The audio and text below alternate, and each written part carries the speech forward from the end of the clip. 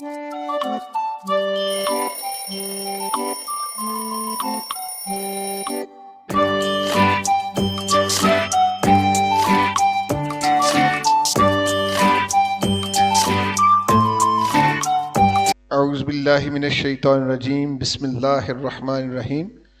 Assalamualaikum dear students. I am your English teacher Mohammad Asif. आज हम बात करेंगे 9th क्लास इंग्लिश 2024 ग्रुप 1. इसके MCQs है उसको हम सॉल्व करने जा रहे हैं. तो इस वीडियो में हम correct use of verb, spellings, choose of word with correct spellings, synonyms and antonyms, correct option according to the grammar. अमूमन स्टूडेंट्स को करेक्ट यूज ऑफ वर्ब और लास्ट वाला portion correct option according to the grammar में problem पेश आती है.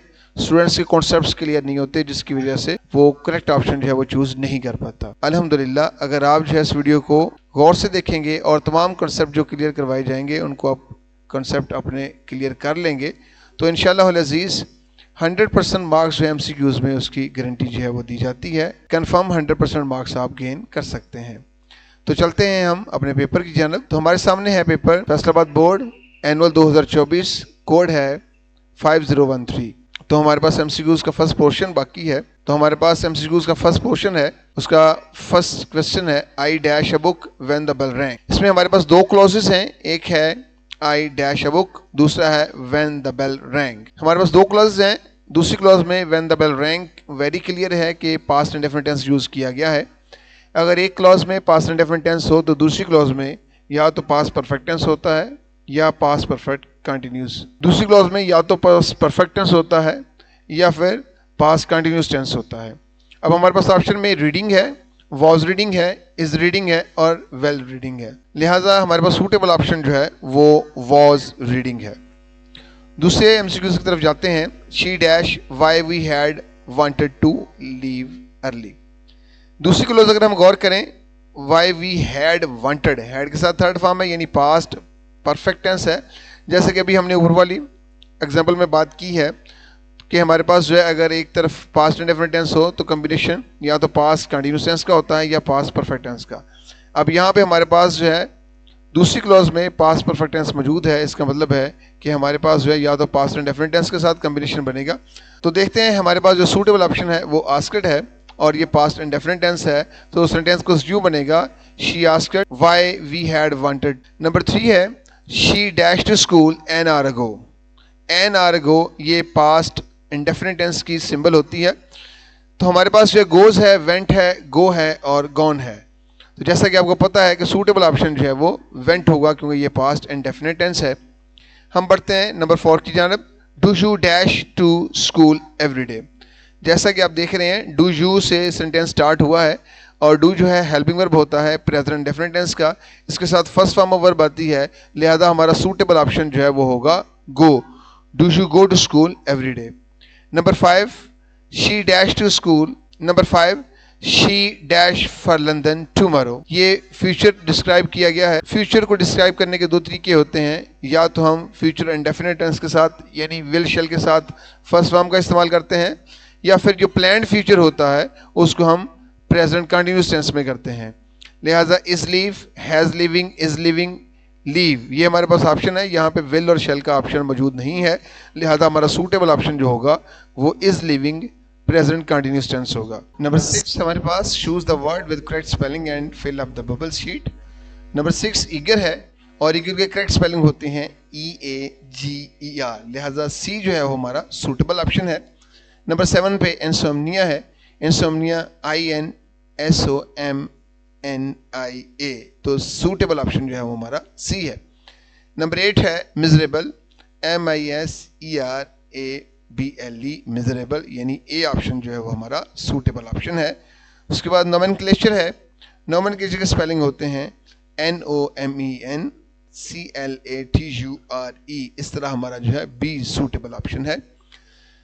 Number 10 जिसके अंदर हमने सिनोनिम्स या एंटोनिम्स की बात करनी होती है. और स्टूडेंट्स अमूमन जो है 9th क्लास में सिनोनिम पूछे जाते हैं लेकिन 10th क्लास में सिनोनिम और एंटोनिम्स पूछे जाते हैं.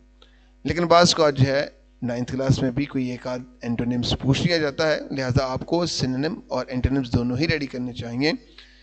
एक तो आपका ये 9th क्लास का और 10th क्लास की भी आपकी प्रिपरेशन इसके साथ साथ हो जाती है तो पढ़ते हैं number 10th, we have our on distinctive outlook of life. Distinctive synonym ढूंढना है, तो डिस्टिंग्विश, पावरफुल, वेवरिंग, ब्यूटीफुल, तो सूटेबल ऑप्शन है डिस्टिंग्विश।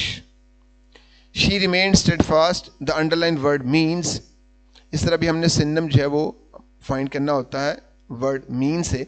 स्टेडफास्ट हमारे पास ऑप्शन है patient, firm, resolve and resolute, firm and resolute, impatient, angry. लिहाजा हमारा suitable option जो है वो होगा फर्म एंड रेजोल्यूट। नंबर 12 है the word pagan means believer, honest, declare, disbeliever. तो हमारा सूटेबल ऑप्शन जो है वो है disbeliever. Number 13 devotion means loyalty, glamorous, easy, difficult. So हमारा सूटेबल ऑप्शन जो होगा डिवोशन का सिनोनिम होगा लॉयल्टी। नंबर 14 है द वर्ड मैनीफोल्ड्स मीन, मैनीफोल्ड्स। तो ऑप्शन हमारे पास है फ्यू, लेस, टिनी, डाइवर्स। लिहाजा हमारा सूटेबल ऑप्शन जो है वो है डाइवर्स। नंबर 15 से 19 तक जो है ये हमने अकॉर्डिंग टू ग्रामर करना है portion. Choose the correct option according to the grammar from a column A, B, C and D and fill up the bubbles. Number 15, the umbrella which has a broken handle is mine. The underlined clause is a or an. So which is a broken handle? जिसका टूटा हुआ handle है, तो किसका handle टूटा हुआ है? Umbrella का। और अम्ब्रेला क्या है? एक नाउन है। लिहाजा नाउन को मॉडिफाई किया जा रहा है कि अम्ब्रेला जो है वो कैसा है? जिसका हैंडल टूटा हुआ है। लिहाजा ऐसी क्लॉज जो है वो हमारी एडजेक्टिव क्लॉज कहलाती है, जो नाउन को मॉडिफाई कर रही होती है। नंबर 16 में है the dog sat dash his master.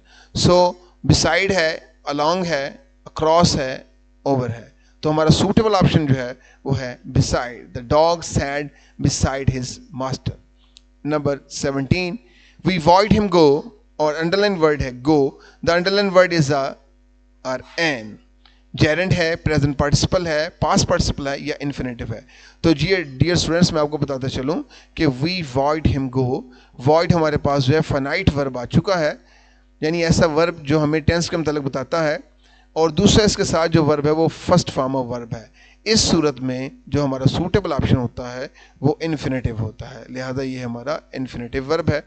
Number 18 की तरफ चलते हैं। How could the night is, this is an sentence. According to grammar हमें एक्चुअली इसकी काइंड ऑफ सेंटेंस फाइंड करनी है। तो ये साइन आप देख रहे हैं, ये साइन ऑफ एक्सक्लेम होता है। लिहाजा हमारे पास ऑप्शन असर्टिव है, इंट्रोक्टिव है, एक्सक्लेमेटरी है एंड इंपेरेटिव है। तो राइट ऑप्शन जो है वो एक्सक्लेमेटरी सेंटेंस है। जैसा कि आप देख सकते हैं सेंटेंस के एंड पे एक्सक्लेमेटरी साइन भी मौजूद है।